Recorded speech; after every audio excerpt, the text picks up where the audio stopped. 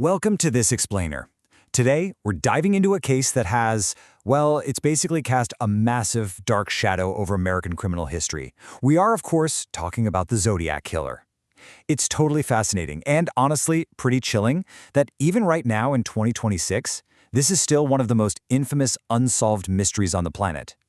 We're not here to just retell ghost stories around a campfire, though. We're going to look straight at the forensic facts, break down the actual evidence, and figure out exactly why this case is still grabbing our attention nearly 6 decades later. I want to kick things off by hitting you immediately with this number, 37.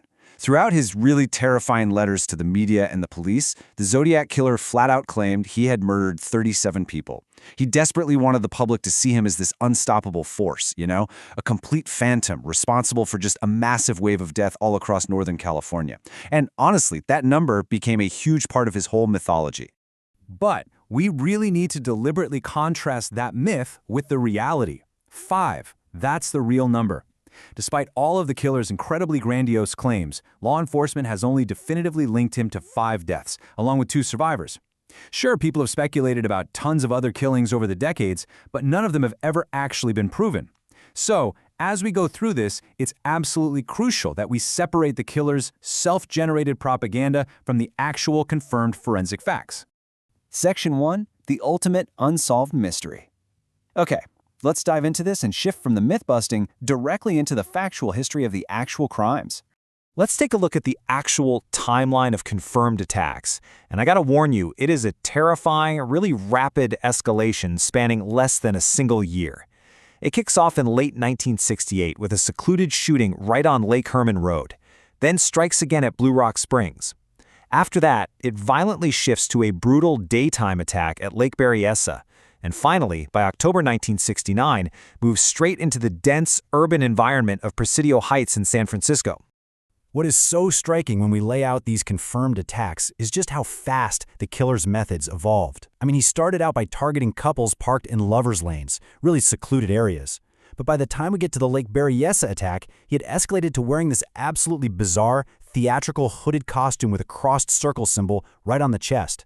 He even started directly taunting the authorities, literally calling the police from a public phone booth to report his own crimes. And then, following the murder of a cab driver named Paul Stein in Presidio Heights, he took things to a whole new psychological level. He actually cut a piece of Stein's bloody shirt and mailed it to a newspaper as undeniable proof. This totally baffling shift in his MO, moving from rural roads to a bustling San Francisco neighborhood, completely broke the typical serial killer profiling of the 1960s. Section 2. Letters, ciphers, and taunts. Now, this is where the case profoundly shifts from physical crimes into a calculated, prolonged campaign of psychological warfare. That mailing of the bloody shirt was a huge turning point. I'm going to read this quote directly from one of his letters, because really the source material does all the heavy lifting here in showing us what we're dealing with. Quote, "I like killing people because it is so much fun. It is more fun than killing wild game in the forest because man is the most dangerous animal of all.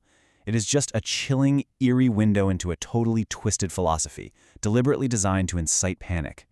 What really set the Zodiac apart from other criminals of his era was this bold, non-stop communication. He was mailing dozens of letters to major outlets. We're talking the San Francisco Chronicle, the Vallejo Times-Herald, the SF Examiner. And these definitely weren't just random ramblings. They contained highly accurate, non-public details about the crime scenes. It was his way of proving, hey, I'm the guy. He packed them with threats of future violence, and he always signed off with that now iconic cross-circle signature. Think about it, this was the 1969 equivalent of a killer going viral. He was literally hijacking the daily news cycle to create mass panic. And this brilliantly illustrates the real centerpiece of his psychological games, the 4 main cryptograms. He actively challenged the police to crack them. That first one, the 408-symbol cipher sent in July 1969, was famously cracked pretty fast. Not by the FBI, actually, but by a local schoolteacher and his wife just working over a weekend. That's the one that contained the twisted most dangerous animal philosophy we just read. But the others, man, they proved far, far more difficult. In fact, the Z13 and Z32 ciphers remain entirely unsolved today in 2026. And then, of course, there's the infamous 340-symbol cipher from November 1969. So while that first code took a teacher a weekend to crack, this 340 cipher took an international team of codebreakers using supercomputers over 50 years to finally solve. They finally broke it in December 2020. But, if investigators were hoping to finally get a name or some clear piece of identifying evidence, they were severely disappointed. The decrypted message simply read, "I hope you are having lots of fun trying to catch me." Basically, it was just another taunt from a ghost. Section 3. The Prime Suspects. Let's open up the case files and take a look at the individuals who have fallen under the heaviest suspicion over the years. Now, what's really interesting about this slide is seeing the vastly different types of circumstantial evidence driving the competing theories. Over on one side, you've got Arthur Lee Allen. Historically, he's the primary suspect named by police. He was a former school teacher, he actually owned a Zodiac brand watch, his handwriting was pretty similar, and he was even identified in a lineup by survivor Michael Maggio. But then, on the other side, you have Gary Francis Post. His name was brought forward in 2021 by an independent group relying heavily on anagrams and some physical evidence. But here is the absolutely crucial, totally impartial reality for both of these men. Law enforcement has never officially endorsed the Post theory. And despite all that crazy circumstantial evidence surrounding Allen, fingerprint and DNA evidence never conclusively matched him. Both men have since passed away, which leaves all these theories totally unproven. And frankly, the theories are still evolving right now. In 2026, an independent investigator named Alex Baber claimed to have used brand new AI code analysis to actually link the Zodiac to the infamous 1947 Black Dahlia murder. He proposed a man named Marvin Margolis, sometimes known as Merrill, as a new suspect. It's a wild connection, but it is incredibly vital to note here that while claims like this generate massive online discussion and grab all the headlines, they currently lack any official validation whatsoever from the FBI or local police. Section 4. Why it remains unsolved. So that brings us to the big question. With all this intense scrutiny, why on earth is this case still open? It really comes down to a perfect storm of historical and systemic roadblocks. Let's break it down. First off, forensic technology in the late 1960s was incredibly limited compared to the DNA and tech we have today.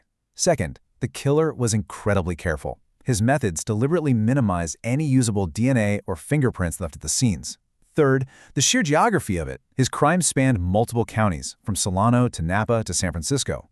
That created massive jurisdictional hurdles and tons of communication breakdowns between different police departments. And finally, those letters and ciphers were literally stuffed with misleading clues. They forced law enforcement to waste precious time and resources chasing down dead ends. Even with the advent of modern tools like genetic genealogy, these compounded hurdles have kept the killer's identity hidden. But make no mistake, the search is far from over. Today, in 2026, the investigation remains highly active. Independent researchers are constantly utilizing advanced AI and the latest decryption techniques on those remaining Z13 and Z32 ciphers. The FBI, right alongside local authorities in Vallejo, Napa, and San Francisco, still maintain active, open files. And here's the really important part. Ordinary people can still make a massive difference. Just like the amateur codebreakers who finally cracked the 340 cipher, the public is still heavily encouraged to submit tips. A single breakthrough in DNA technology or a final cipher solution could literally close this case tomorrow. Ultimately, the Zodiac Killer sought a very specific kind of dark immortality through fear, cryptic riddles, and absolute media manipulation. And looking at his enduring presence in our culture, in many ways, he got exactly what he wanted.